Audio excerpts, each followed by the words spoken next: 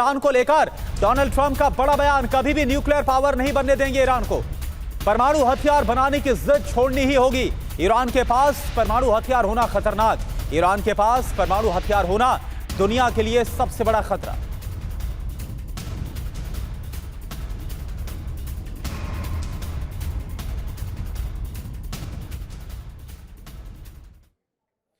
तो ईरान को ट्रंप की 5 नई और बड़ी धमकी क्या है, याद देखिए। पहली धमकी, ईरान को पूरी तरह से तबाह कर देंगे।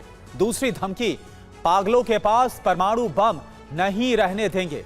तीसरी धमकी, बड़ा तूफान आ रहा है, कोई भी नहीं रोक पाएगा। इसको लेकर तो बाकायदा पोस्ट किया गया, वो हमने आपको दिखाई। चौथी धमकी क्या है, नाकाबंदी से ईरान की पाइपलाइन फट जाएगी। पांचवी धमकी, ईरान ने समझौता नहीं किया तो फिर सर्वनाश तय।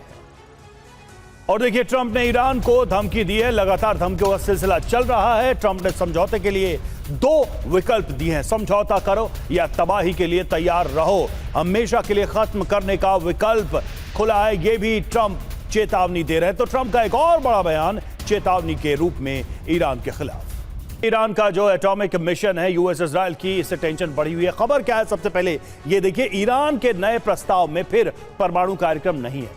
नए ईरानी प्रस्ताव में संवर्धित यूरेनियम का जिक्र नहीं है। डोनाल्ड ट्रंप ईरान के सबसे नए प्रस्ताव पर भड़क गए हैं। यूएस चाहता है कि 20 साल तक एटॉमिक कार्यक्रम रोका जाए। ईरान चाहता है कि पहले नाकाबंदी हटे, परमाणु पर बाद में हम बात करेंगे। नई डील पर ट्रंप ने क्या कहा है, मैं पागलों के पास परमाणु बम नहीं होने दूंगा, बिना मिशन पूरा किए हम पीछे नहीं हटेंगे। हमें जो चाहिए वो डील ईरान नहीं कर रहा है। परमाणु संपन्न राष्ट्र बनने की उम्मीद छोड़ दे ईरान। ईरान कभी परमाणु बम नहीं बना पाएगा, इसकी प्रतिज्ञा करे। और बड़ी बात यह है कि ईरान की सबसे नई डील सार्वजनिक नहीं की गई है कि ईरान ने आखिर इस डील में क्या कहा है। मनीष हमारे साथ जुड़े। मनीष, जो बातचीत की टेबल पर विषय आने चाहिए उनमें से कई विषय आ ही नहीं पाए हैं। नए प्रस्ताव में भी यही दिखाई दे रहा है। कम से कम ट्रंप की बात माने तो जो ट्रंप चाहते हैं वो बात अभी दिख नहीं रही है। इसके पीछे ईरान की स्ट्रैटेजी क्या होगी? देखिए, एक कंसर्न इजराइल का प्रॉक्सीज को लेकर है, वो मैटर आ नहीं रहा है। ईरान न्यूक्लियर बम नहीं बनाएगा, न्यूक्लियर सरेंडर करेगा, यह बात आ नहीं रही है। ये 2 महत्वपूर्ण बातें नहीं आने के पीछे का लॉजिक या इसकी स्ट्रैटेजी ईरान की क्या हो सकती है? देखिए, मुझे लगता है कि इसकी असली वजह है कि इस वक्त जो आईआरजीसी को लीड कर रहे हैं वो लोग हैं जो ईरान के जो तत्कालीन supreme leader Ayatollah Ali Khamenei कहते थे कि आप अमेरिका पे भरोसा मत करो, अमेरिका आपको हमेशा दगा देगा।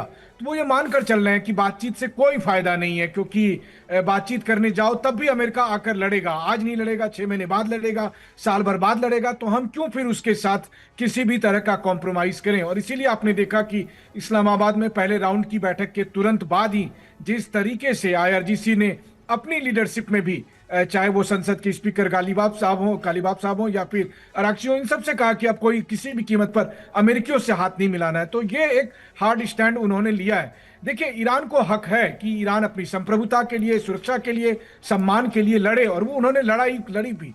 लेकिन दुख की बात यह है कि ईरान को यह लड़ाई अकेले लड़नी पड़ रही है।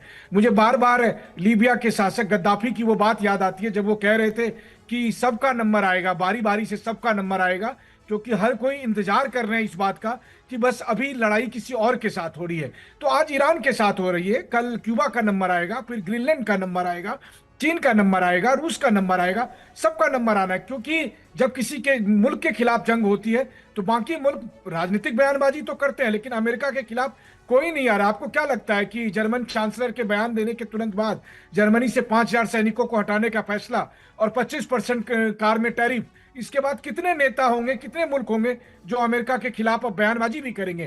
तो ईरान को अब हार्ड स्टैंड ईरान ने इसलिए लिया है क्योंकि ईरान के लिए डू एंड डाई की पोजीशन है। लेकिन एक बात मैं खाली कह दूं कि अमेरिका का केवल ये ब्लफ नहीं है।